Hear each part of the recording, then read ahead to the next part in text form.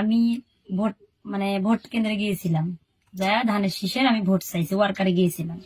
যাওয়ার পরে ইনামুল মিস্ত্রি, বিএনপির নেতা ইনামুল মিস্ত্রি এই জায়গার জমি নিয়ে ভাড়া থাকে, আমাকে বললো যে আমার ভোটের পিছনে আপনি গিয়েছেন, আপনাকে আমি একটা কার্ড দেবো।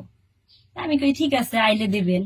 আমার বলে ফ্যামিলি কার্ড, একটা ফ্যামিলি কার্ড দিব, কিন্তু আপনার একটা নাম্বারের প্রয়োজন আমার।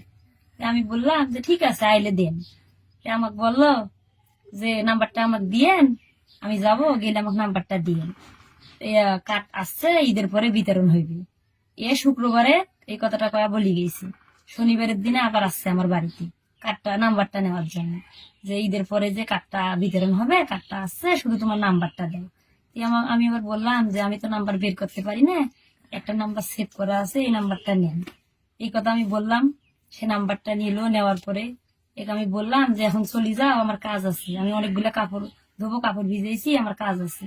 সে আমাকে অনেক খারাপ আর কি কথা আচরণে আমার সাথে কথা বলতেছে। তা আমি তাও বলতেছি যেখান থেকে চলে যান। সে যায় না।